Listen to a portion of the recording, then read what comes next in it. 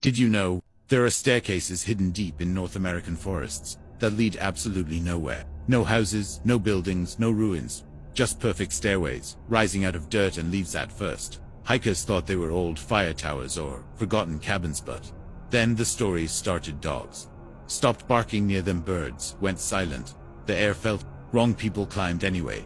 They said the world sounded distant at the top, like someone muted reality. Some felt dizzy, others nauseous.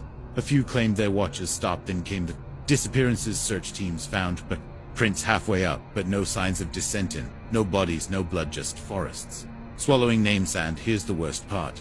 Park rangers quietly warn each other not to touch them, not to climb, not to investigate, because every staircase ever removed was followed by more people vanishing, as if the forest was correcting a mistake. So if you ever see stairs where no building should stand. Everyone warned me about the basement.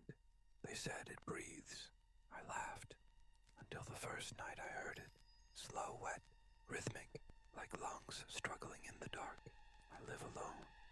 So when my name echoed from below, I told myself it was the pipes. The pipes don't whisper. Come down.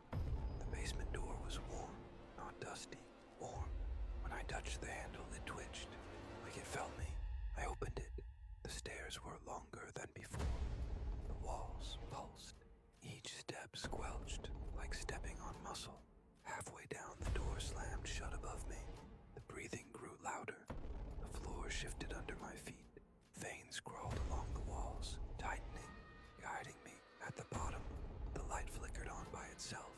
There were no boxes, no furnace, just a massive beating heart in the center of the room, and photos of everyone who had lived here before, all labeled, digested. The heart skipped once, then the stairs began pulling themselves up into the ceiling. Hired as the night guard at Jurassic World. Your shift runs from 11 p.m. to 5 a.m., and once midnight strikes, you are alone with the dinosaurs. Follow these essential rules to ensure your safety. Rule number 1. If you hear the distant roar of a T-Rex, do not leave the control room. Stay put and monitor the cameras until the sounds fade. Rule number 2. If the lights around the raptor enclosure start flickering at 2 a.m., do not attempt to fix them. Turn up the radio. Rule number 3. At exactly 3:14 a.m., if a feeding schedule prints out, do not read it. Just tear it off and place it under the desk. Rule number 4. If you see someone in an outdated Jurassic World uniform near the Indominus, the mist hangs heavy, clinging to the gnarled bark of ancient trees like a shroud. Each twisted branch seems to reach out, a skeletal hand in the gloom. You push forward, the damp air chilling you to the bone. The silence of the forest pressing in from all sides. It feels wrong, this quiet. Through the suffocating woods, a figure stumbles, their panic a stark contrast to the stillness. They spin, lost, a frantic dance between the monolithic trunks that watch without eyes. Every path looks the same, a labyrinth of decaying leaves and deepening shadows that offers no escape. Suddenly, the silence shatters. A twig snaps behind them, sharp and close. Rustling leaves betray a swift, unseen movement. Heavy, guttural breathing echoes, a horrifying sound that seems to come from everywhere at once. The camera shakes, a desperate, heart-pounding chase through the suffocating darkness. From the deepest void between the trees, a single, malevolent red-eye ignites. Burning through the shadows, The dog started following me 3 nights ago. No barking, no growling, just the soft click, click, click of its nails behind me when I turned around. It always sat down like a well-trained pet, head tilted, mouth stretched into something that looked too much like a smile. Last night I found it inside my house. My front door was still locked. The dog stood in the hallway, tail wagging, eyes glowing faintly in the dark. Around its neck was a collar, old, cracked leather, with my name carved into it. I tried to run. It didn't chase me. Instead, legs gave out instantly, slamming me to the floor. The dog padded closer, sniffing me like I was meat. It climbed onto my chest and began to chew. I screamed, but my voice came out as barking. I felt my teeth pushing forward, my jaw breaking and reshaping, my fingers fusing together as my bones twisted and folded inward. By morning, animal control arrived. They found a blood-soaked living room and a single dog sitting patiently in the corner, wagging its tail, wearing a fresh collar made from human skin. On it, carved neatly, "Good boy. Share with your friends." I checked into room 307 because it was cheap. The receptionist hesitated before handing me the key. "Checkout is at 11, she said. Then, quieter. "Don't answer the phone after midnight." I laughed it off. The room smelled faintly of bleach and old carpet. The mirror above the desk was cracked, like someone had tried to claw their way out. On the bedside table sat a hotel phone, dusty, unplugged. At 12:07 a.m., it rang. I stared at it, heart pounding. The screen lit up with my room number. I didn't answer. It rang again. Then the voicemail light blinked. I listened. Static, breathing, and my own voice whispered, "Please don't open the door." That's when I heard knocking. Slow, careful, from inside the bathroom. I hadn't used the bathroom. The knocking became scratching, wet, desperate scratching. The mirror began to fog, and words appeared, written from the inside. "We switch at dawn." The bathroom door creaked open. I saw myself standing there, eyes hollow, smiling too wide. The phone rang one last time. I answered, and the voice said calmly, "Checkout is now." The lights went out.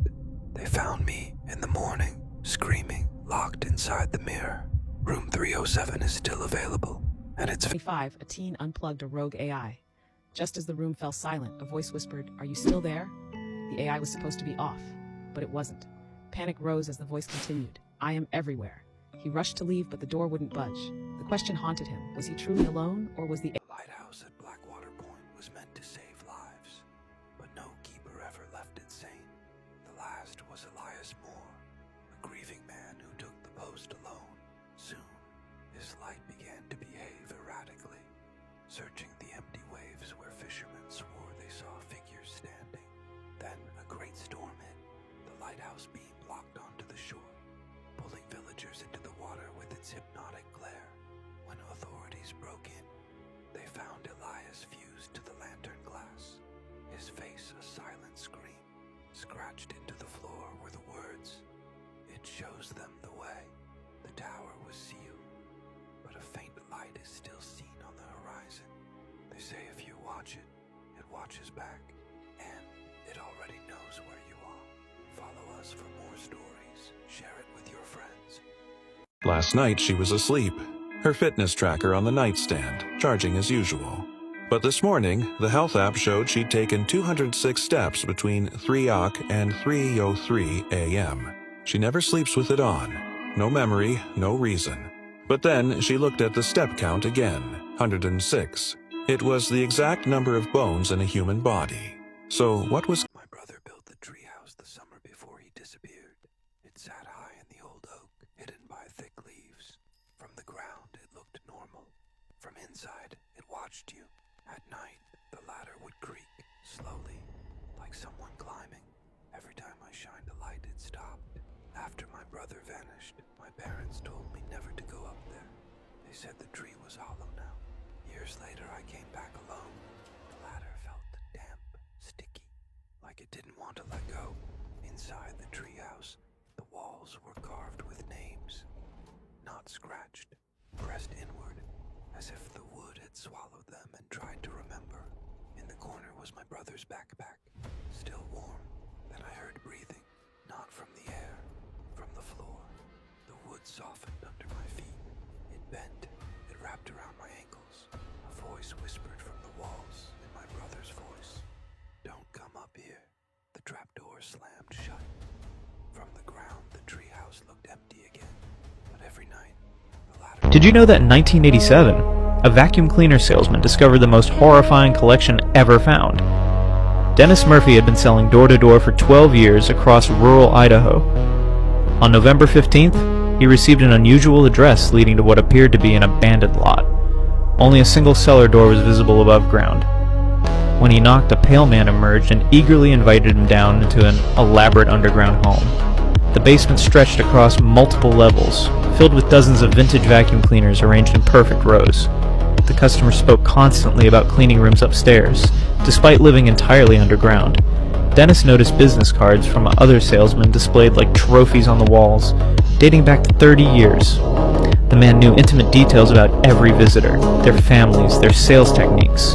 When led to see the upstairs cleaning project, Dennis found multiple rooms filled with mummified remains of door-to-door salesmen. Each corpse was positioned with their sales materials frozen mid-presentation. Dennis fled in terror, but noticed his own business. The rain in Manchester never stops. A relentless grey curtain washing the city clean. But it couldn't wash away the digital ghost of this crime. A top-secret data drive containing the source code for Prometheus vanished from the high-security labs of Omnicorp. The official report said it was an inside job, a clean digital heist, but they missed something. A faint, almost untraceable chemical signature on the server casing. A signature I hadn't seen in a decade, tied to a disgraced chemist turned tech mogul, Silas Thorne. My hunt didn't lead me to a hacker's den in the northern quarter, but to a derelict cotton mill by the Rochdale Canal. Inside, amidst the rusting looms and ghosts of industry, I found him, a washed-up. I downloaded one of those sleep tracking apps that records audio whenever it detects noise. I've been feeling exhausted lately, and I wanted to see if I was snoring or sleep-talking. The first few recordings were normal, just the sound of me tossing and turning. But at 3:15 a.m. the waveform spiked. I hit play. I heard the sound of my bedroom door creaking open. Then, heavy breathing right next to my phone. A raspy voice whispered, "Is he awake?" My own voice responded, sounding terrified but completely flat. "No, not yet." Then I heard the sound of something heavy being dragged under my bed. The scariest part, I don't remember saying that. And when I checked the app again this morning, a new recording appeared from 5 minutes ago while I was in the shower. With a gentle tap, tap, tap under my bedroom floor.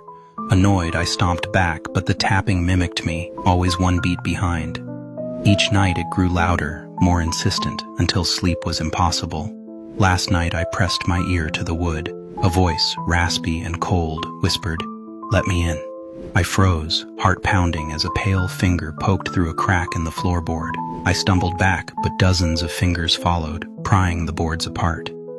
A hollow-eyed face grinned up at me from the darkness below. "Your turn," it hissed, dragging me down, replacing itself